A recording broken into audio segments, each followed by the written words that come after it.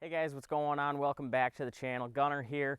Today I want to walk you guys through kind of what we're doing in an area, south-facing slope on one of the properties here. And basically what we've had done here is we had some black walnut and some old gnarly wolf oaks logged out of here. And the whole idea behind that was to, brush up the timber and at the same time get some of those 30 to 50-year-old trees out of here and open up the forest floor a little bit. Now, one of the problems that we've run into here is it's completely overrun with honeysuckle invasive, and we need to do something about it because the value of this area for travel and for a rut cruising location, it's a really good neck down, but the food value side of things is virtually irrelevant. There's not a lot of native briars or browse in here, and we're trying to fix that. It's a really good setup if those deer are pushing does through here, if they're searching during the pre-rut or into the peak rut there.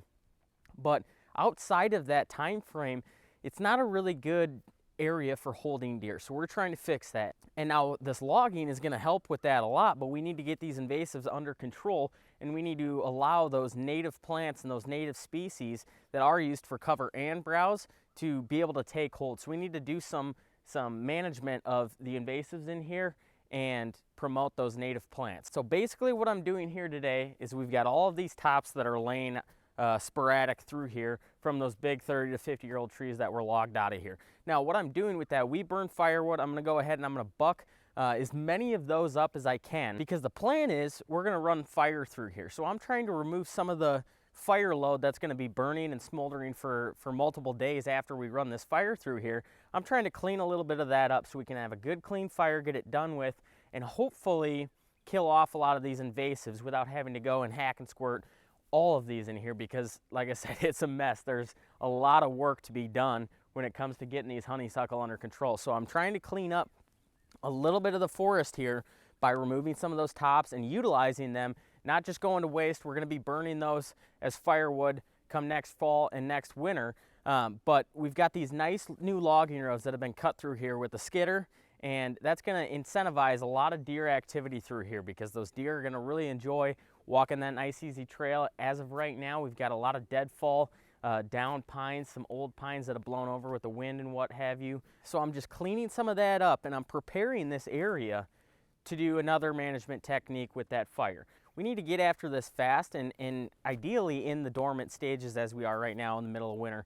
We're trying to get this cleaned up because as the growing season approaches, once this stuff starts growing up, it's going to get even worse in here when it comes to moving around, getting through stuff, and actually executing the plan that we have set in place. So being efficient and getting on some of these tasks that we know are going to become a problem once we go into the growing season is key right now. I'm focused on getting some of that valuable firewood out of here, kind of analyzing where my burn breaks are going to be at, where we're going to have to maybe run the tiller through, where we're going to have to clear the leaves off, so we have those burn breaks set in place. Take this one section at a time, have a safe burn, but at the same time eliminate a lot of these invasives. So I just kind of want to encourage you guys, if you do have some recent logging that's happened or you're planning on doing some logging, be aware of those time frames that you're going to have to work with, because if we start trying to tackle a lot of these invasives during the growing season, it's going to be a mess. There's going to be a lot of foliage that we're going to have to deal with. It's going to be 10 times thicker than it is right now during the dormant season. So I'm going to go ahead, I'm going to clear out as much of these tops and get that stuff bucked up so we can get it out of there as soon as possible. That way, when burning season does roll around, we can get in here, we can get that done, and we can get these invasives out of control. So the plan is to clean this up the best we can, so it's not any longer just a strictly cover area, pinch point neck down for the pre-rut and rut stages. We're going to be trying to incentivize these deer to spend time here all year long, because they do have that food and cover value versus just the cover. We've got a water hole set up on a really tall ladder stand, a small little micro kill plot right above me here.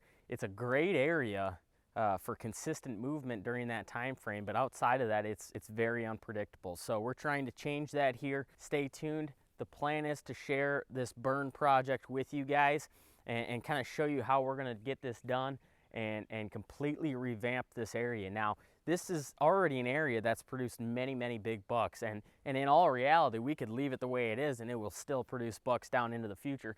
But I think we can make it better. That's the plan. We're trying to make this ecosystem, this property, as beneficial and productive for wildlife as we possibly can. So I want to urge you guys to plan out a lot of the steps in your own management practices so you can be efficient. We can get this stuff done. We tackle it at the correct time, and we have even better hunting for next fall.